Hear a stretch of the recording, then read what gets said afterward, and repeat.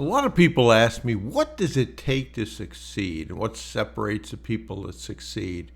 And so I wanted to do this podcast on that subject. First, I want to give you some words of Steve Jobs.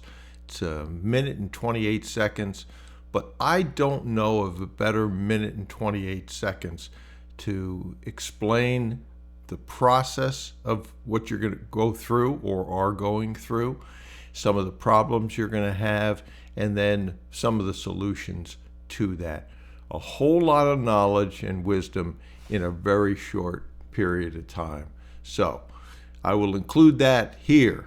People say you have to have a lot of passion for what you're doing, and it's totally true. And the reason is because it's so hard that if you don't, any rational person would give up.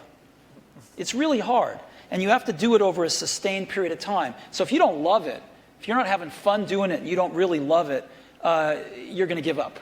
And that's what happens to most people, actually. If you really look at the ones that ended up being successful, unquote, in the eyes of society and the ones that didn't, oftentimes it's the ones that are successful loved what they did so they could persevere when it got really tough.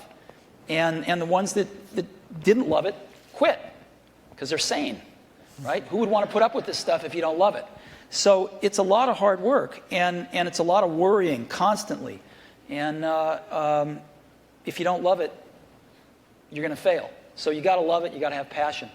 And I think that's the high order bit. The second thing is you've got to be a really good talent scout, because no matter how smart you are, you need a team of great people, and you've got to figure out how to size people up fairly quickly, make decisions without knowing people too well, and hire them, and see how you do and refine your intuition, and be able to help build an organization that can eventually just build itself, because you need great people around you. Okay, I hope that you listen to this part where Steve Jobs talked frequently. It will help you, it will motivate you, and it will remember not only do you need passion and understand it's hard work, but you need a good team around you. And then I wanted to talk about a case study. And this person is in the Pantheon, my Pantheon. So go over to Bruce Whipple Pantheon, and you'll be able to listen to the interview I did with him. But it can show you what some people have done in a relatively short period of time. Amir came from Persia as a young boy. He studied entrepreneurship at Georgia State University and then quickly dived into the business world.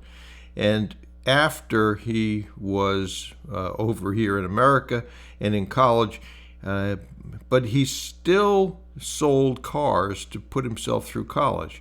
And he found a niche in the automotive market and turned that side hustle basically into selling 1 to 5 cars a month as a solo entrepreneur.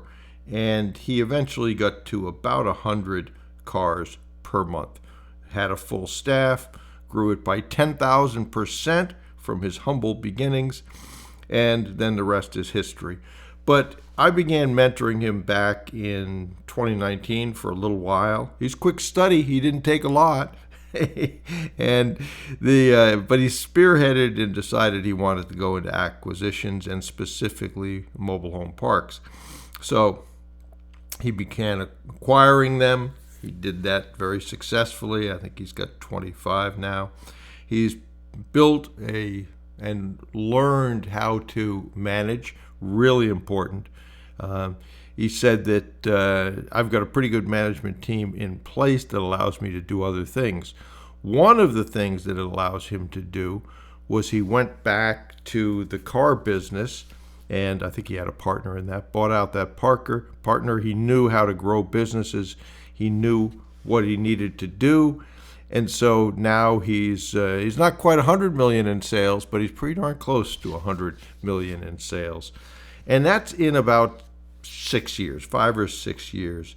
So certainly take a look at something like that and remember what it is that people can do if they have passion, if they work hard, all of those things.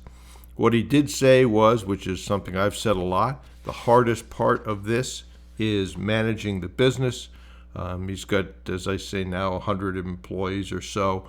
He's got a couple of these businesses that has good management below him, so they run well.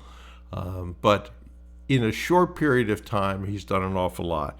And now he's not sitting back on his laurels.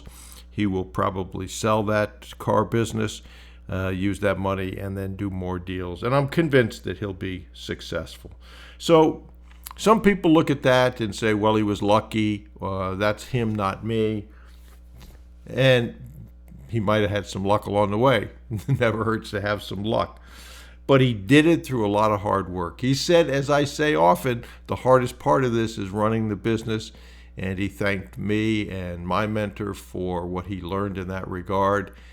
And certainly he did learn some things, but he did the heavy lifting himself. He learned what worked. He learned what didn't. He's automated a lot of processes, which will also make the sale easier because it's a good system he's got.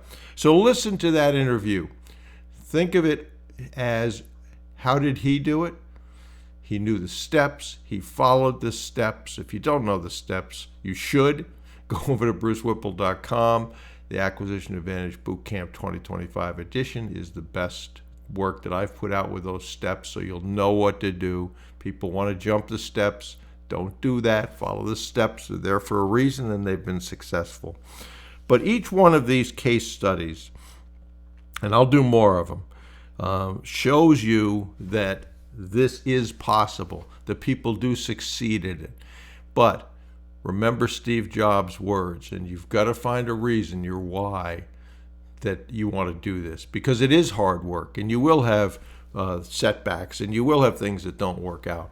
But if your reason for continuing and your persistence is strong enough, that will overcome the setbacks and the disappointments along the way, and you'll focus on the end result where you want to get to. You'll enjoy the work along the way, all the people that you're providing employment for.